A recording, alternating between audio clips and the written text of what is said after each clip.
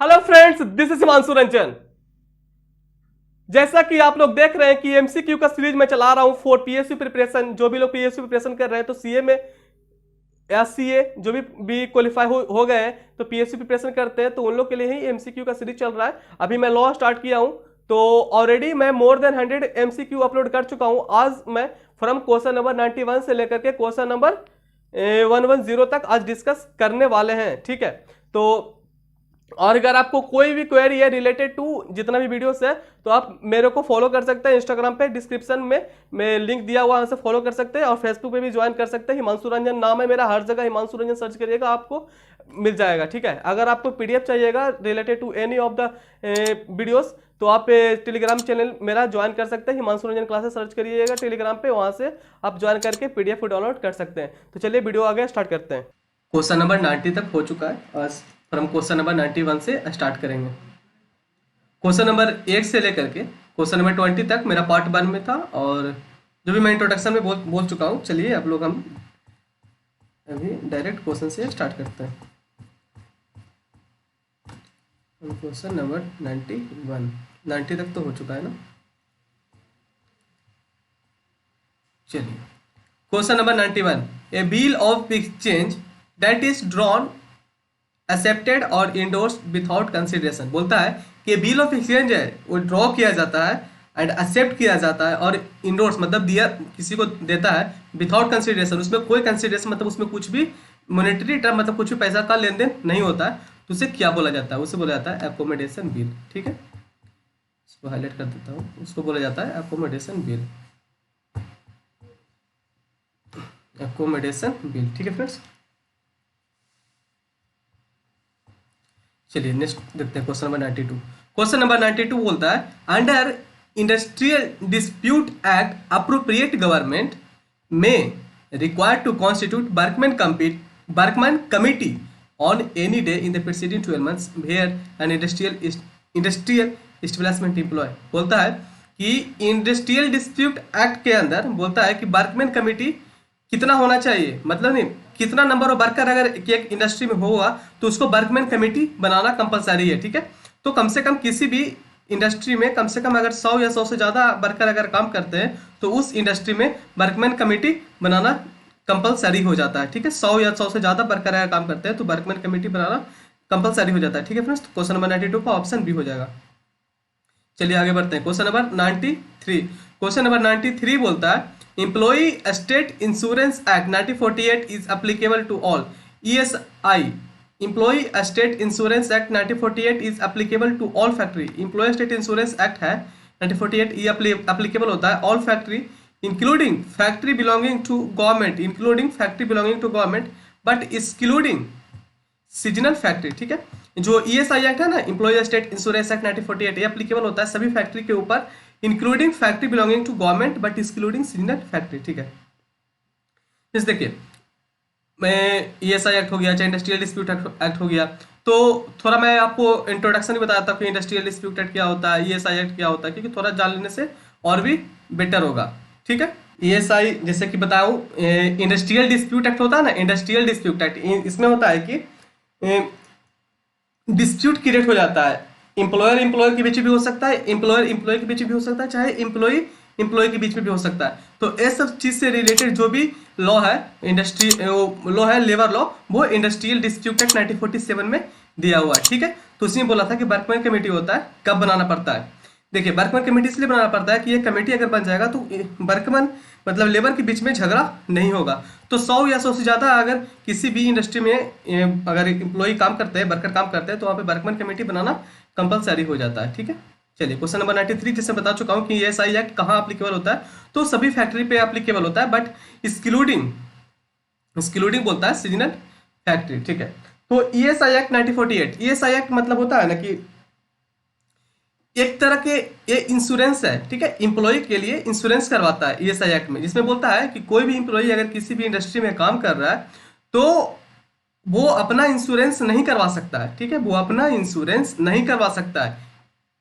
देखिए बता रहा हूँ, कोई भी एम्प्लॉय है तो देखिए उसको जितना भी पैसा मिलता है ना तो खर्च कर देता है, वो अपना इंश्योरेंस नहीं करवाता, तो इसका रिस्पॉन्सिबिलिटी एम्प्लॉयर को दिया गया। एम्प्लॉय के बदले ठीक है। इसका रजिस्ट्रेशन करवाएगा, मतलब कि रजिस्ट्रेशन करवा देगा इंश्योरेंस कंपनी में इसका एम्प्लॉय का, ठीक है। तो ये ईएसआई एक्ट है, वो अप्लीकेबल होता है अगर किसी भी एम्प्लॉय का अगर सैलरी या वेजेस अगर 21,000 या उससे नीचे है तो ईएसआई एक्ट अप्लीकेबल हो जाता है, ठीक है। तो ईएसआई में जो कॉन्ट्रीब्यूशन होता है ना, कितना करना होता है, तो इसमें एम्प्लॉयर होता है वो 3.25% करता है एम्प्लॉयर सैलरी या वेजेस के जितना भी एम्प्लॉय का मिलता है, ठीक है। और 0.75% करता है एम्प्लॉय, ठीक है। तो ये हो गया ईएस एक्ट से रिलेटेड और ये हो गया इंडस्ट्रियल डिस्प्यूट एक्ट से रिलेटेड, ठीक है फ्रेंड्स। चलिए आगे बढ़ते हैं। Question number 94। क्वेश्चन नंबर 94 बोला a partner must give a public notice of his retirement from the firm in order to absolve himself from the liability for the act of the other partner done after his retirement, ठीक है। बोलता है कि एक partner होता है, एक partner है जो कि पार्टनरशिप एक फॉर्म है, मतलब उन लोग एक पार्टनरशिप खोला था, ठीक है। तो वो पब्लिक नोटिस दे देता है, partner must give public notice of his retirement from the firm in order to absolve himself. वो एक पब्लिक नोटिस दे देता है, उसमें बोलता है कि in order to absolve himself from the liability for the act, बोल देता है कि मेरा अब कोई भी लायबिलिटी नहीं रहा इस फॉर्म में, for the act of the other partner done after his retirement. उसके बाद बोल देता है कि जब वो निकल गया पार्टनरशिप फॉर्म से तो उसके पहले तक उसके ऊपर कोई लायबिलिटी नहीं था और आगे भी उसके ऊपर कोई लायबिलिटी नहीं होगा, तो उसके क्या बोला जाता है, उसको बोला जाएगा ओस्टेंसेबल पार्टनर, ठीक है। ओस्टेंसेबल पार्टनर इसको बोला जाता है, ठीक है फ्रेंड। तो क्वेश्चन नंबर 94 का option B ostensible partner. Next move करते हैं क्वेश्चन नंबर 95। क्वेश्चन नंबर 95 बोलता है a prospectus which does not have complete particular on the price of security offered and quantum of security offered by the company is known as, ये red herring prospectus होता है, ठीक है, red herring prospectus.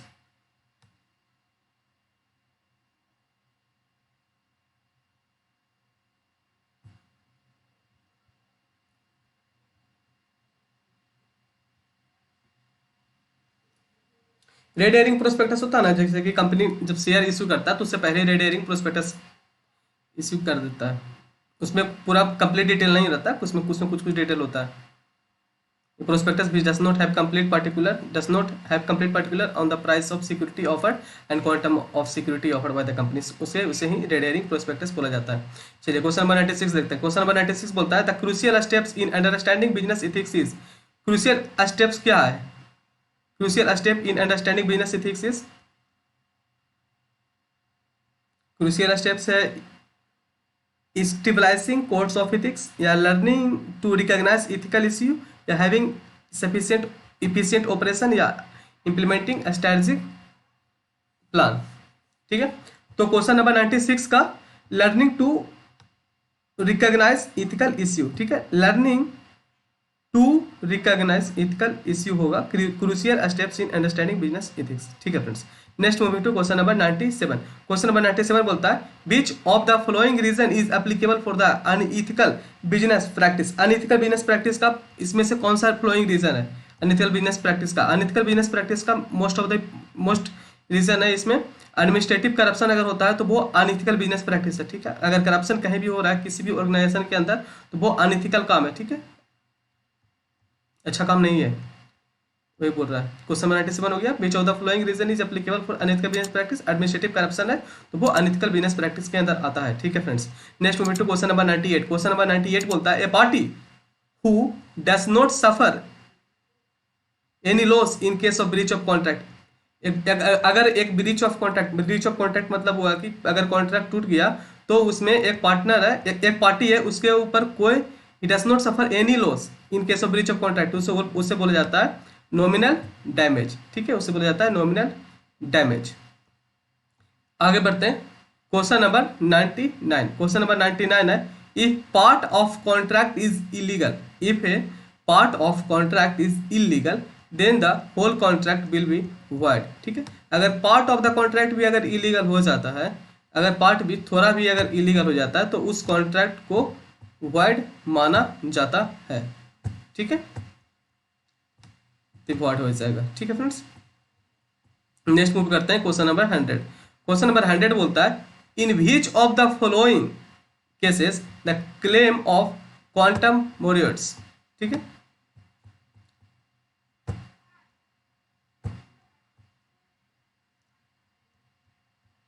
तो इससे बोला जाता है where the contract is divisible, where the contract is divisible. Okay, quantum meruit मतलब होता है where the contract is divisible. ये फ्रेज आप याद रखिएगा, लेटिन वर्ड है क्वांटम मेरियट्स, इसका बोला जाता है where the contract is divisible. ठीक है friends, next moving to question number 101। Amit tells Bharat, Amit कहता है भारत से in the presence of Chetan, Chetan वहाँ पे प्रेजेंट रहता है, that Amit is agent of Chetan. ठीक है, Amit is agent of Chetan. Chetan maintain silence, Chetan silent रहता है उसमें, इंस्टेड ऑफ डिनाइंग इट, मना करने के बावजूद, मना नहीं करता बट वो साइलेंट रहता है। लेटर अमित सेल चेतन गुड्स। ठीक है, लेटर अमित है जो सेल कर देता है चेतन गुड्स टू भारत। ठीक है, Chetan cannot dispute Bharat title to the goods, this example of, इसको बोला जाता है सेल बाय स्टॉपेल। ठीक है, इससे बोला जाता है सेल बाय स्टॉपेल, कि मतलब कोई एक आदमी है दूसरा का सामान को बेच भी दिया, फिर भी उसे कोई आपत्ति नहीं है।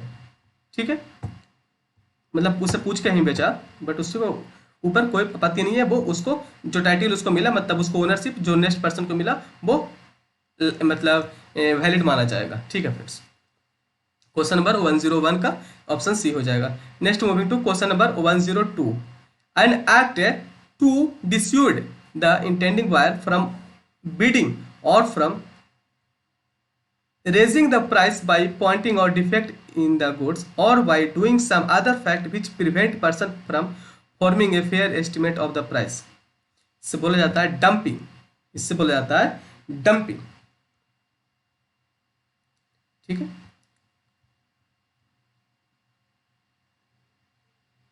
क्या बोला कि doing some other act which prevent person from forming a fair estimate of the price, तो मतलब उसको ऐसा किया जाता है कि वो प्राइस कम करे, तो इसलिए उसको डंप किया जाता है, डंपिंग।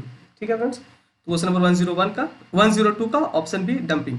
क्वेश्चन नंबर 103 देखते हैं। क्वेश्चन नंबर 103 है, if a minor draw endorse deliver और negotiate an instrument such instrument binds, उसको बोला जाता है बाइंड्स होगा all party to the instrument except minor, minor के छोड़ करके सब उसके उस कॉन्ट्रैक्ट के लिए लायबल होगा।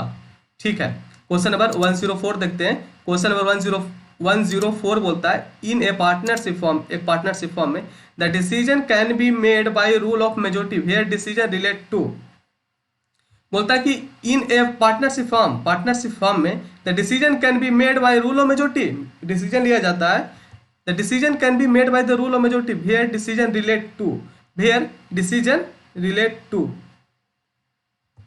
सो बोला जाता है ordinary routine matter, ordinary routine matter.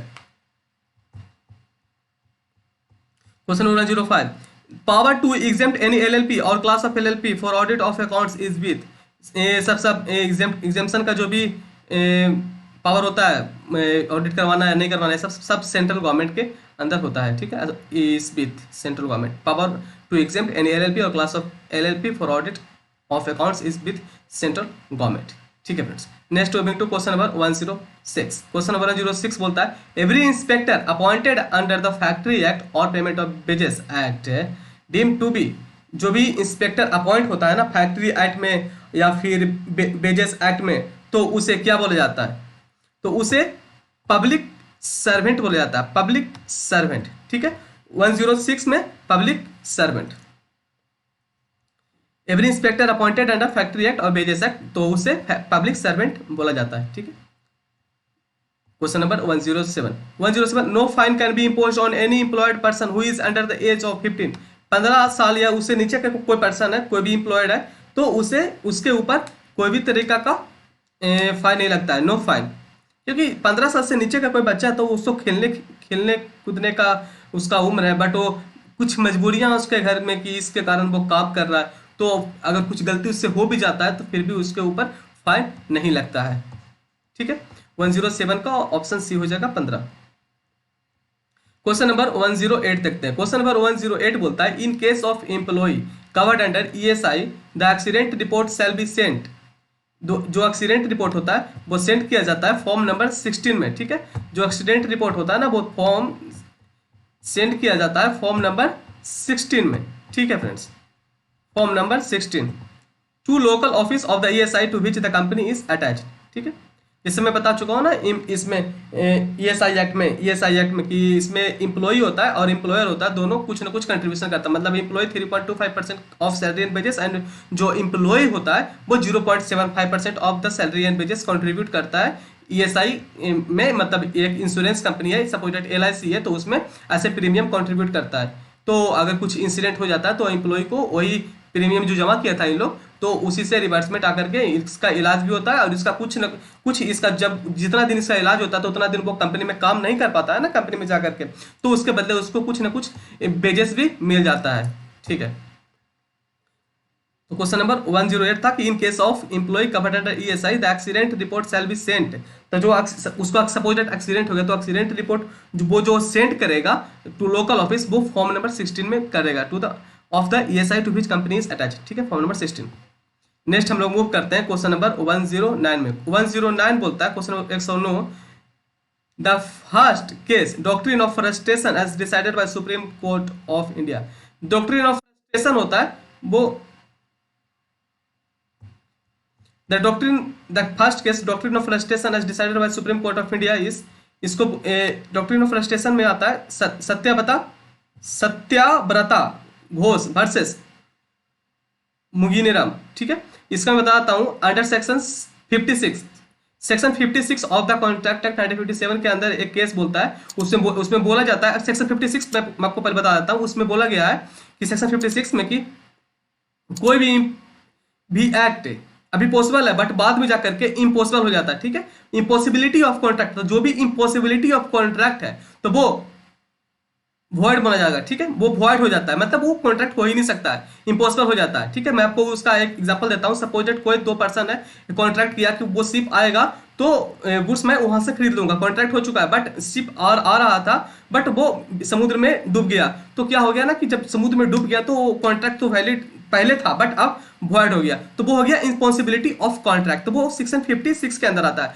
तो ऐसे ही सेक्शन 56 के अंदर बोलता है कि इम्पॉसिबिलिटी ऑफ कॉन्ट्रैक्ट मतलब इम्पॉसिबल हो गया तो वॉइड हो गया, मतलब वो कॉन्ट्रैक्ट इनवैलिड हो गया, मतलब वॉइड हो गया अभी। बट ये जो सत्याव्रता घोष वर्सेस मुगीनेरम का जो केस लॉ है, इसमें ऐसा हुआ था कि सेकंड वर्ल्ड वॉर से जो सेकंड वर्ल्ड वॉर था ना वो चल रहा था, तो उसमें क्या हुआ था कि सत्याव्रता घोष एक कोलकाता का लैंड में वाला था आदमी, तो इसका बहुत जमीन था। तो ऐसा हुआ कि इसका जमीन मुगीनेरम का जमीन था, तो ये दोनों के बीच में डिस्प्यूट हो गया। ऐसा डिस्प्यूट ऐसा हुआ था, मैं आपको शॉर्ट बता देता हूं कि लैंड था इन लोगों का और उसके ऊपर जब वह आर्मी लोग आया मतलब यहाँ सेकंड वर्ल्ड वॉर में, तो कब्जा कर लिया पूरा लैंड के ऊपर। तो फिर बाद में कॉन्ट्रैक्ट तो ये दोनों के बीच में था, फिर बाद में बोला कि चलो मेरा लैंड वापस करो।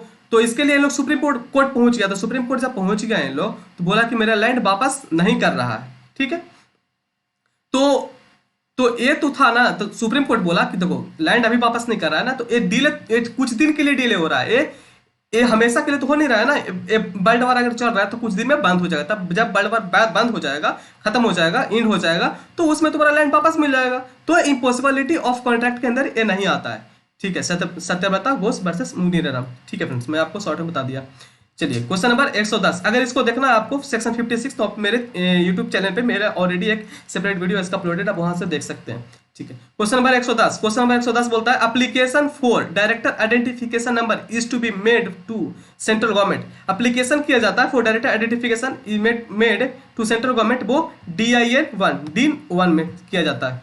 किसी भी इंसान को अगर डायरेक्टर बनना है तो उसको फॉर्म भरना पड़ता है DIN-1, application for director identification number is to be made to central government. उसको DIN-1 सेंड करना होता है, मतलब एप्लीकेशन फॉर्म भरना पड़ता है, तभी वो जाकर के डायरेक्टर बन सकता है। तो चलिए फ्रेंड्स, आज था MCQ बिट क्वेश्चंस, और ऐसे ही वीडियो पे बने रहिए। और वीडियो को अगर अच्छा लगा तो प्लीज़ वीडियो को लाइक मारिएगा और थोड़ा सा शेयर कर दीजिएगा। इनो मीनू टीनू कीनू राहुल जितना भी है, जितना भी फ्रेंड बनता है सबको शेयर मारिए, जल्दी जल्दी शेयर करिए। और भी जितना जल्दी शेयर करिए उतना ज़्यादा वीडियो इंप्रूवमेंट होगा, और भी मैं आप लोग के लिए जल्दी जल्दी वीडियो अपलोड करूँगा। ठीक है, तो चलिए वीडियो लाइक करिए, शेयर करिए, और अभी तक चैनल को सब्सक्राइब नहीं किए हैं तो इतना भूल मत करिए, चैनल को तुरंत सब्सक्राइब मारिए। चलिए, थैंक यू।